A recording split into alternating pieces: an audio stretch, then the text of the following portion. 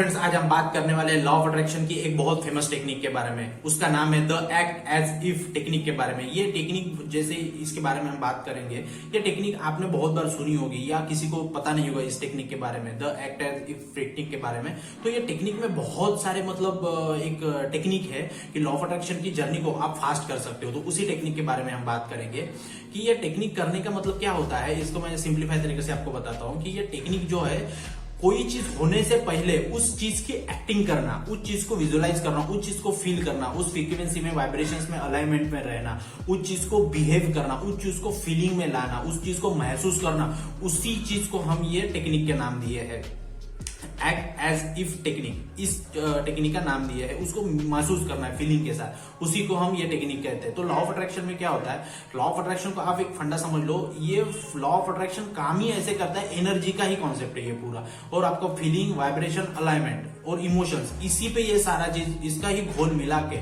Law of attraction काम करता है। तो हमको ये टेक्निक में क्या करना है, जैसे कोई भी चीज आपके साथ होने से पहले, जैसे आपको समझ लो एक बहुत गवर्नमेंट जॉब लगनी है, तो आप चाहते हो कि आपको गवर्नमेंट जॉब लगे, तो उसमें क्या करना है आपको कि आपको गवर्नमेंट जॉब मिल गई है, ऐसे उसको एक्टिंग करना है कि मिल गई है। मैं आपको बिहेवियर में वो दर्शाना चाहिए। आप अगर कहीं पे भी बैठे हो, आप किसी से बात कर रहे हो, तो इस बात से ये करना है कि आप क्लास 1 ऑफिसर हो। उस तरीके से आप ये चाय पी रहे हो, तो क्लास 1 ऑफिसर कैसे एक अदब के साथ में चाय पीता है, उस तरीके से आपको चाय पीनी है।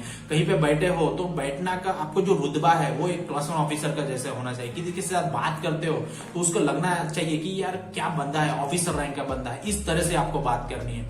आपके अंदर मन से, आपके आत्मा से जुड़ जाओ कि हाँ मैं क्लास 1 ऑफिसर हूं। तो वो चीज हो नहीं हो आप, लेकिन आप उसको महसूस करना है। आपको किसी भी टॉपिक में बात करना है तो उसको मतलब एक ऐसे इंटेलेक्चुअल तरीके से बात करना है, तो उस तरीके से आपको फीलिंग लाना पड़ेगा, वाइब्रेशन, अलाइनमेंट में रहना। हो ही नहीं है चीज, लेकिन वो चीज आपको चाहिए। तो उस फ्रीक्वेंसी के, क्योंकि एक क्लास 1 ऑफिसर की फ्रीक्वेंसी यहाँ है और आप यहाँ हो, तो आपको यहाँ पहुंचना है, तो आपको वो फीलिंग के साथ, वाइब्रेशन के साथ यहाँ पहुंचना पड़ेगा और फिर आपकी फ्रीक्वेंसी मैच हो जाएगी। तो इस टेक्निक का यूज किया जाता है। आपको होने से पहले उस चीज का बिहेव, एक्टिंग करना पड़ता है। तो उसी चीज के बारे में हम बात कर रहे हैं। और मैं आपको एक एग्जांपल दे देता हूं, एग्जांपल के द्वारा मैं समझाता हूं कि एग्जांपल क्या होता है कि हम अगर एग्जांपल के द्वारा अगर समझाते हैं तो जल्दी हमारा ये सबकॉन्शियस माइंड ये करता है। तो क्या होता है कि एक कहानी देखते हैं कि हॉलीवुड के एक बहुत बड़े एक्टर थे, जिम कैरी नाम के।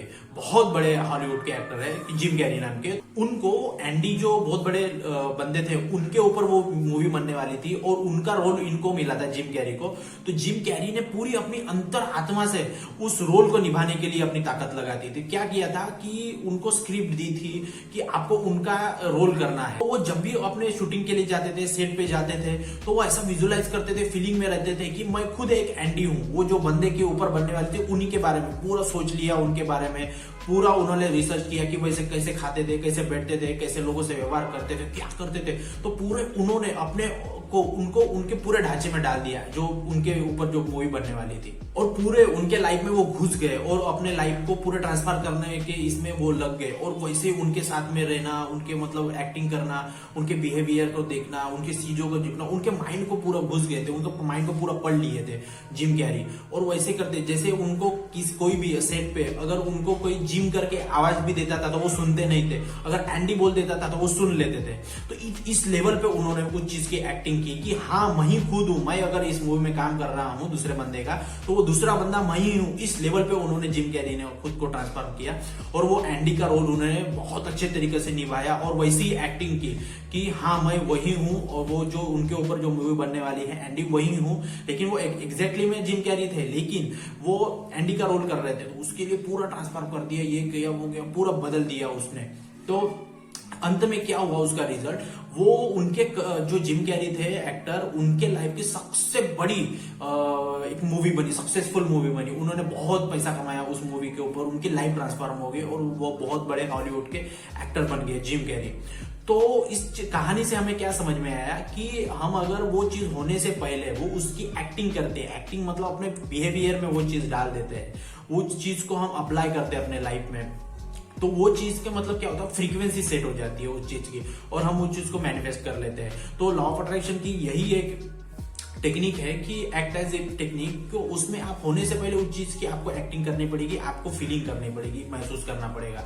तो इस कहानी से हमने समझा कि ये जो टेक्निक है लॉ ऑफ अट्रैक्शन की कितनी पावरफुल टेक्निक है। लोगों ने बहुत बड़े बड़े जो लोग साइंस जो हम माइंड का यूज करने वाले जो लोग हैं उन्होंने यूज करके कैसे अपने लाइफ में सफलता पाई। तो इस तरह से आपको किसी भी चीज का, किसी जैसे 2 एग्जांपल से हमने समझा, किसी भी चीज का आप अगर ये टेक्निक यूज करते हो तो आप अपने लाइफ में बहुत आगे जा सकते हो। तो हमने देखा कि ये टेक्निक कैसे काम करती है, कैसे उसको ये करना है। सारा खेल इसका फ्रीक्वेंसी, वाइब्रेशन, अलाइनमेंट का ही है, इमोशंस का ही है, फीलिंग का है, महसूस करने का है। तो लॉ ऑफ अट्रैक्शन की ये बहुत फेमस टेक्निक है। बहुत बड़े बड़े लोगों ने इस टेक्निक का यूज किया है और अपने लाइफ में आगे बढ़े हैं। तो मैं चाहता हूं कि ये टेक्निक का यूज आप भी करो और अपने लाइफ में आगे बढ़ो।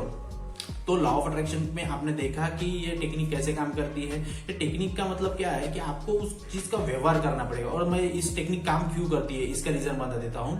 ये टेक्निक काम इसलिए करती है क्योंकि अपना जो सबकॉन्शियस माइंड है उसको सच क्या है और झूठ क्या है कुछ समझ में नहीं आता है। डाउट तो कॉन्शियस माइंड करता है ना।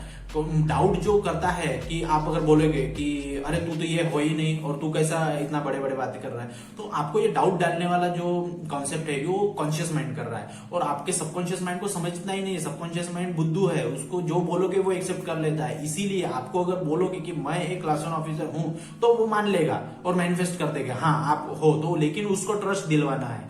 तो इसी तरह से आपको क्या होता है कि कभी कभी आप अगर ये टेक्निक करोगे तो आपको कॉन्शियस माइंड आपको बोलेगा कि अरे तू तो है ही नहीं, क्या ये कर रहा है, ऐसा बोलेगा क्योंकि कॉन्शियस माइंड का वो काम है। लेकिन उस चीज पे ध्यान नहीं देना है, आपको सबकॉन्शियसली वो चीज करनी है। क्योंकि ये टेक्निक का उपयोग बहुत बड़े बड़े लोग करके अपने लाइफ में यूज किया है और इस टेक्निक का उपयोग मैंने भी अपने बहुत लाइफ में किया है।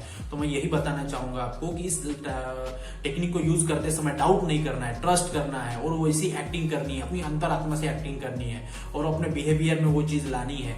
और वो फिर आपका कॉन्शियस माइंड थोड़ा सा ये करेगा, लेकिन सबकॉन्शियस माइंड उस चीज को एक्सेप्ट कर लेगा। झट से जितना जल्दी उसको एक्सेप्ट हो जाएगा, सबकॉन्शियस माइंड रिप्रोग्राम हो जाएगा, वो चीज मैनिफेस्ट हो जाएगी। तो इसी तरीके से हमने देखा कि लॉ ऑफ अट्रैक्शन में एक्ट एज इफ टेक्निक कैसे काम करती है। अगर आपको इस टेक्निक में कोई भी दिक्कत आती है, समझ में नहीं आता है, तो कमेंट बॉक्स में पूछिए, मैं आपको बताऊंगा कि कैसे ये करना है। तो ये वीडियो देखने के लिए धन्यवाद। जय हिंद, जय भारत।